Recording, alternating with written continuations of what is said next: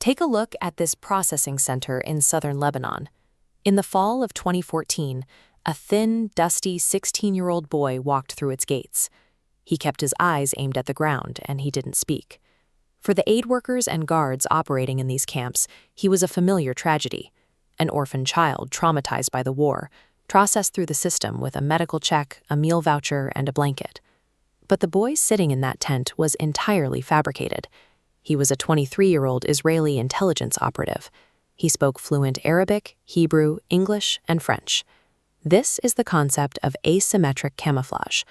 By presenting himself as a completely broken, dependent casualty of war, he bypassed heavily armed checkpoints. His extreme vulnerability was his disguise.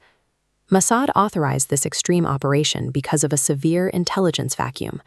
By 2014, heavily armed Hezbollah forces had evolved their counterintelligence. Traditional Israeli assets were being fought, and high-tech surveillance was failing to penetrate their networks. Israeli command realized that attempting to flip a high-ranking official wouldn't work. To get eyes inside the planning rooms where actual decisions were made, they had to build an invisible asset from scratch and insert him at the very bottom of the social hierarchy.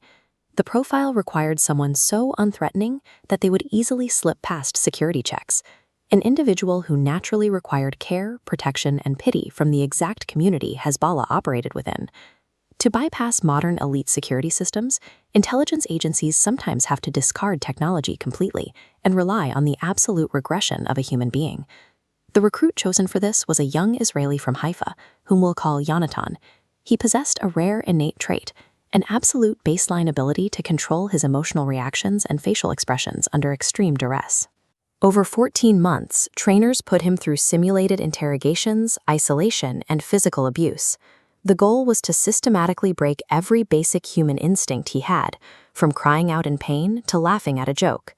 Mossad targeted his neural pathways with conditioning, bypassing speech centers until his brain stopped forming vocal words. To age him backward, Yonatan underwent severe malnutrition, dropping 12 kilograms. His face hollowed and frame shrank, until his slouched posture mimicked a starving teenager. Surviving deep cover in hostile territory requires the intentional psychological death of the operative's original identity. Yonatan had to be erased so his alias, Kareem, could exist. Shortly after entering the camp in Lebanon, he made an amateur mistake. In a food line, a woman joked in Arabic. For a fraction of a second, his facial muscles betrayed him with a subtle smile. A Hezbollah administrator noticed the reaction. That night, lying in his tent, the operative made a crucial pivot. He stopped translating Arabic in his head and stopped thinking of himself as an Israeli spy. He allowed himself to fully inhabit the mind of the traumatized orphan. His assigned job, sweeping trash around the camp, became his greatest asset. As he swept outside administrative buildings and supply depots, he found that commanders spoke freely around a disabled teenager with a broom. He began cataloging intelligence.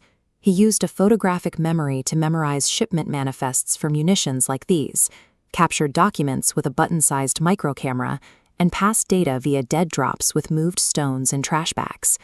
Commanders discussed high-level operations directly in front of him, assuming a boy who couldn't speak was physically incapable of being a witness. Maintaining this biology was an active, exhausting fight.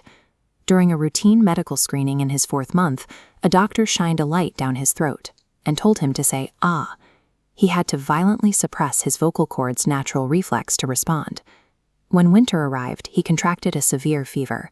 For 3 days in the medical tent, he forced himself to stay awake through sheer terror, knowing that a single mumbled Hebrew word in his sleep would lead to his execution. The most dangerous confrontation happened in a locked supply room. A suspicious young fighter pressed a knife against the operative's throat, breaking the skin as he demanded a verbal confession. The guard eventually lowered the blade, finding zero deception. The operative survived because there was no performance left to detect.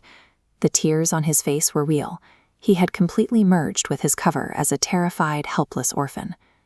8 months in, a Hezbollah logistics commander selected him to arrange chairs and serve tea at a highly classified meeting. Standing quietly in the corner, he memorized a complex, multi-layered plan for a cross-border attack into Israel. Mid-meeting, a senior commander suddenly focused on him, claiming to know a family from Aleppo with a similar-looking son. The commander handed him a pen and demanded he write his family name. He steadily wrote his fabricated alias, narrowly satisfying the commander. He immediately signaled an emergency dead drop, passing the operational details to a local shopkeeper acting as a Mossad contact. Within days, Israeli forces intercepted the weapons and neutralized the sleeper cells.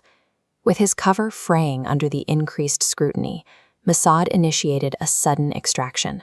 A plane vehicle picked him up during a supply run, driving him away from the camp and north toward this concrete border wall. The physical journey out of enemy territory took a matter of hours. Untangling the operative's mind from the alias he had lived inside would prove significantly harder. Back in an Israeli safe house, a psychologist asked him his real name. He paused, genuinely confused. After nearly a year of suppressing his native identity, Hebrew felt entirely foreign on his tongue. The operation was an overwhelming tactical success that dismantled multiple enemy strikes, yet the psychological toll was permanent. Mossad grounded him from all future fieldwork due to severe identity fracture. This leaves a sharp ethical question. Does the volume of life-saving intelligence gathered justify weaponizing the genuine compassion of aid workers and exploiting the humanitarian systems designed to protect civilians? Intelligence gathering is a ruthless gray reality. When the battlefield requires absolute invisibility, the ultimate cost of deep cover is often the permanent destruction of the operative's true self.